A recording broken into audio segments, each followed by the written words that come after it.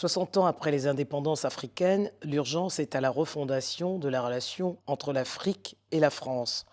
L'engagement pris depuis 2007 par les trois présidents français est partagé par de nombreux Africains désireux de jeter les bases d'un réel partenariat économique sur le modèle des relations qui régissent la Grande-Bretagne et ses anciennes colonies. À l'heure où le continent est de plus en plus courtisé par les puissances émergentes, un pragmatisme franco-africain s'impose. Pierre Moukoko, bonjour. Bonjour Madame Denise Epoté. Relations Afrique-France, les gâchis français, plaidoyer pour un changement de paradigme dans la politique africaine de la France. C'est le titre de votre ouvrage paru chez l'Harmattan. En quoi est-ce un gâchis et en particulier pour la France? Eh bien, la France a une mission civilisatrice. Après son passage en Afrique noire, si vous voulez, après les indépendances, je pense que la France devait s'occuper de l'émancipation de ses anciennes colonies, mais malheureusement, tel n'est pas le cas. C'est la raison pour laquelle j'ai écrit d'ailleurs ce livre, pour essayer de verser au débat quelques arguments pour éviter qu'il y ait divorce, qui aurait en réalité, qui aurait des conséquences incommensurables pour toutes les parties. Alors dans ce long cheminement, l'Afrique n'a-t-elle pas également une part de responsabilité? Bien évidemment, et bien évidemment, la France n'est pas responsable de tout, ça c'est évident. C'est d'ailleurs la raison pour laquelle j'en parle au chapitre 12 de mon livre, la participation très active des dirigeants africains dans le naufrage de leur continent. Vous parlez d'ailleurs d'un esclavage économique assumé par certains chefs d'État. Qu'est-ce que vous entendez par là? Eh bien, certains dirigeants africains s'occupent d'eux-mêmes en réalité, au lieu de s'occuper de leur peuple. Ils s'enrichissent sur le dos de leur peuple, alors que la mission principale d'un dirigeant, c'est de tout faire pour le bien-être de ses administrés. Tel n'est pas le cas du tout. Et cela peut se comprendre parce que, en réalité, lorsque la France est partie, contrainte de donner les indépendances, la France s'est arrangée à mettre en place ses laquais, c'est le cas de le dire, avec Jacques Foccart, pour travailler plutôt pour la France et non pour l'Afrique. Avec, la feuille de route venait de Paris, en fait. Ça, c'était le passé, bien évidemment. Aujourd'hui, je pense que les données sont en train de changer. Et quels sont, selon vous, les principaux prérequis, justement, indispensables à cette nouvelle relation? Les prérequis pour qui? Pour la France ou pour les Africains? Pour les deux, parce Pour les... que quand on Alors, parle de relation, il faut être au moins deux. absolument, absolument. Les prérequis sont simples. Rendre la souveraineté à ces pays-là, c'est la moindre des choses, pour qu'ils soient libres. Une souveraineté économique, vous entendez? Économique et le reste, en tout tas de causes. Vivre, diriger leur pays comme ils entendent, et non de les parrainer sans arrêt, et quelquefois en mettant en avant que l'intérêt de Paris, en réalité. Puisque, comme disait le général de Gaulle, la France n'a pas Elle n'a d'amis. pas mis, elle a que des intérêts. Exactement. Il est temps que les Africains l'entendent et qu'ils se battent. Ils ont tout pour y arriver. C'est un prérequis économique, mais ce qu'on constate aujourd'hui, c'est que la France perd des parts de marché importantes sur le continent. Il fallait s'y attendre, mais malheureusement, la France, j'ai comme l'impression qu'elle reste sourde et muette aux sollicitations légitimes des Africains. Et pendant ce temps, de l'autre côté, les Africains pleurnichent et accusent la France de tout, alors qu'ils ont tout pour y aller, pour bosser. Mais alors, justement, qu'est-ce qu'elle devrait faire, cette Afrique-là? Eh bien, l'Afrique doit se prendre en main. Encore une fois, je radote volontairement, les Africains ont toutes les capacités. Est-ce que ce n'est pas déjà le cas avec les nouvelles alliances liées avec de nouveaux partenaires économiques, comme la Chine, l'Inde, le Brésil? C'est exactement ce qui... Bien sûr, bien sûr, bien sûr. Parce que si vous voulez, dans la salle d'attente de l'Afrique, tout le monde entier, il y a une mondialisation qui se manifeste et qui se prouve tous les jours.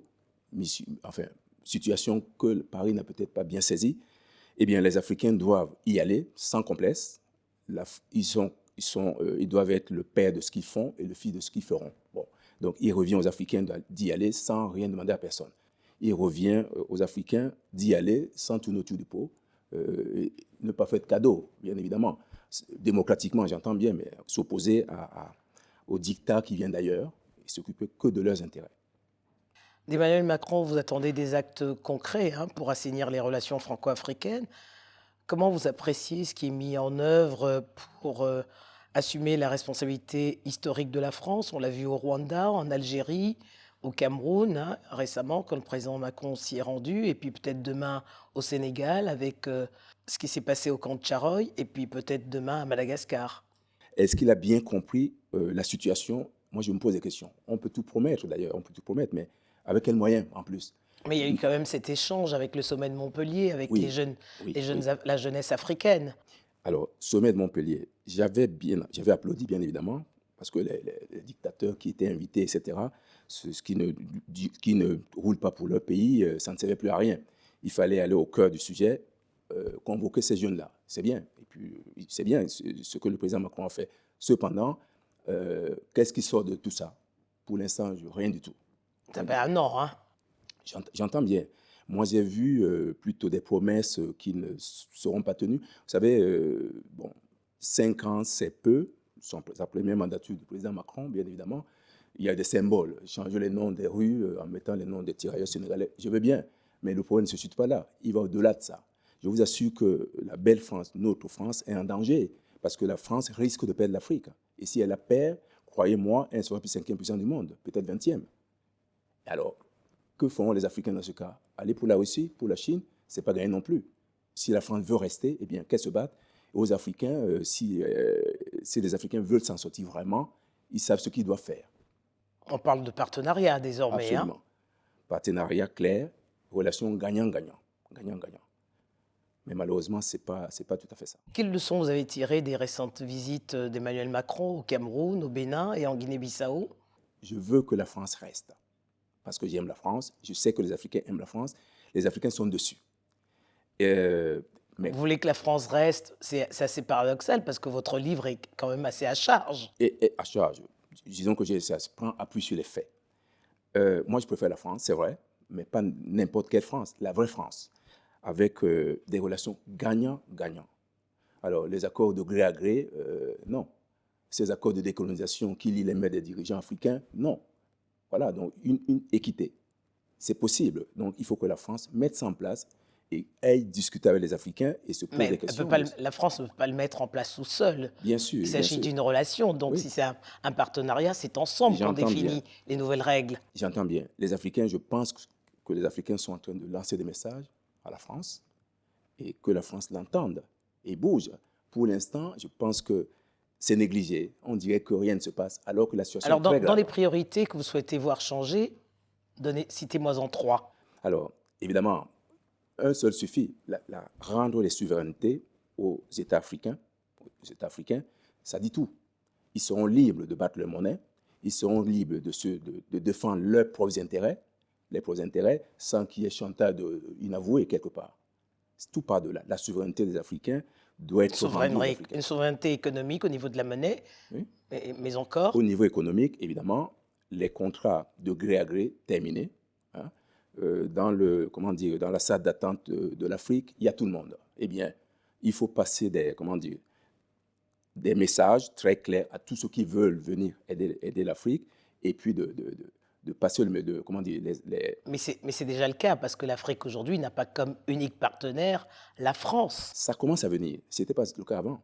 D'ailleurs, c'est ce que les présidents ont répondu, notamment le président Biya a fait comprendre au président Macron que c'est bien beau, mais il n'est pas possible de renoncer avec les autres accords.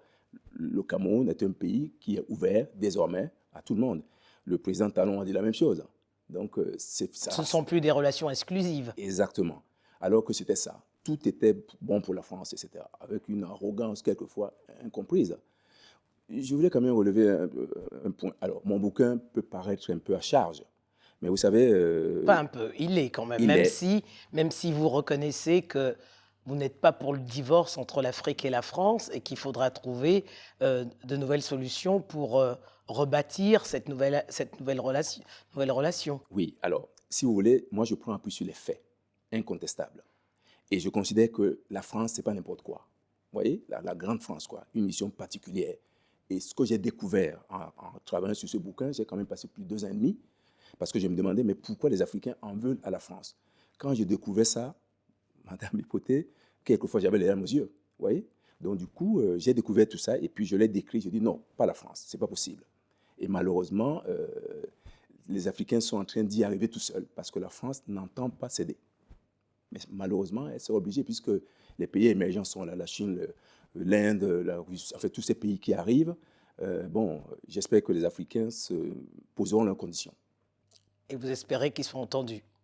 J'espère bien. Je pense que ils seront entendus, les Africains seront entendus. C'est ce que je souhaite. Ils seront entendus parce que ce n'est pas la peine de dire la France s'en va et on prend n'importe qui. C'est ça le problème. Mais je pense que nos dirigeants, je voulais louer vraiment la diaspora qui a fini par, comment dire, imposer leur conception des choses. Et même ces dictateurs, entre guillemets, commencent à le comprendre. La preuve, vous savez, le président Macron est arrivé au Cameroun, le président Biya n'a pas été le chercher, il a envoyé le Premier ministre. Au Bénin, le président Talon a envoyé son ministre de l'économie et le ministère des Affaires étrangères, du jamais vu avant. Et puis bon, monsieur Macron, le président Macron qui était là, dans une mission particulière, évidemment avec la Russie, pour amener les Africains à tourner le dos à la Russie, il n'a pas eu gain de cause. Les Africains lui ont dit non, c'est terminé. Il revient à la France, c'est encore possible d'écouter les Africains, de discuter avec les Africains et de trouver une solution pour éviter ce divorce, encore une fois, qui aura des conséquences incommensurables pour tout le monde. Mais pas forcément pour les Africains, attention. Pour les deux parties. Exactement. Dans un contexte de mondialisation et pour sortir de ce face-à-face Afrique-France, l'idéal serait de bâtir une relation Afrique-Europe. Hélas, les sommets se suivent sans succès. Ben oui. Parce que la réalité des intérêts de chaque partie ne sont pas prises en considération. Les Occidentaux, entre guillemets, s'occupent de leurs intérêts et en face, les Africains ne se battent pas pour que leur point de vue, leurs intérêts soient entendus. C'est ça malheureusement le problème. J'espère que ça ira bientôt parce que les Africains ont compris. Ils ont compris que c'est chacun pour soi. Vous savez, personne ne viendrait aider les Africains. C'est eux-mêmes. Et dès qu'ils l'ont compris, je pense, ça commence à venir, dès qu'ils se battront vraiment pour le bien-être de leur continent, un beau continent richissime. On ne peut pas admettre que l'Afrique, avec la richesse, un sous-sol béni des dieux, soit où elle est. C'est insupportable. Pierre Mokoko, merci.